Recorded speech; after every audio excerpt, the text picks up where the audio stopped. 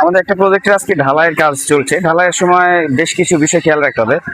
রেডিমিক্সের গাড়িগুলো যখন আসবে, গাড়িতে যেন কোনো প্রকার পানি মিক্সিং না হয় সে বিষয়ে খেয়াল রাখতে হবে। আর ছাদের লেভেলিংটা গুরুত্বপূর্ণ, ছাদের লেভেলিং যেন অ্যাকুরেট হয়।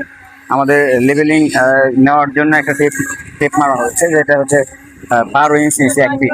এই 1 ফিটটা দেখে তার নিচে ঢালাইয়ের টপটা থাকবে। তো এই বিষয়টা খেয়াল রাখতে হবে। ঢালাইয়ের লেভেলিং ঠিক থাকলে মশলা কখনোই শর্ট পড়বে। অনেক সময় ঢালাইয়ের লেভেলিং এবং শাটারিং এর লেভেলিং আপস অ্যান্ড ডাউনের জন্য কিন্তু মশলা শর্ট পড়ে বা বেশি হয়। তো যখন আমাদের ছাদ ঢালাইয়ের কাজ চলবে তখন এই বিষয়গুলো গুরুত্ব সহকারে দেখতে হবে। আর রেডিমিক্সের ঢালাই রোদ্রের মধ্যে ঢালাই করলে আরো একটা বিষয় খেয়াল রাখতে হবে, যেন ঘন্টাখানেক পরেই সিটা পানি দিয়ে ভিজে দেওয়া হয়, তা না হলে কিন্তু ছাদটা ফেটে যাবে। যারা নতুন ইঞ্জিনিয়ার আছেন এবং যারা প্রজেক্টে কাজ করেন তারা এই বিষয়গুলো খেয়াল রাখবেন অবশ্যই। তাহলে একটা সুন্দর ছাদ হবে এবং মসৃণ একটা লেভেলিং ভালো একটা ছাদ পাবেন। পাটটা অবশ্যই ভালোভাবে পিটতে হবে। পাট্টাটা ভালোভাবে পিটলে পাটটার শির দাগ যেটা আছে ওটা যেন বোঝা যায়, তাহলেই ছাদটা ভালো। অনেক সময় দেখা যায় যে একদম লেভেল থাকে, লেভেল থাকাটা ভালো না।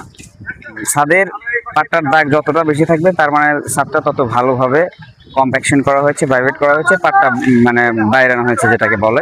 তো এই বিষয়গুলো খেয়াল রাখতে হবে। এটা খুবই গুরুত্বপূর্ণ একটা বিষয় যে আমাদের কাজ চলছে, চলমান কাজ, একটা প্রজেক্টের ঢালাই চলছে আজকে আমাদের। খুব সুন্দরভাবে ঢালাই কাজ চলছে।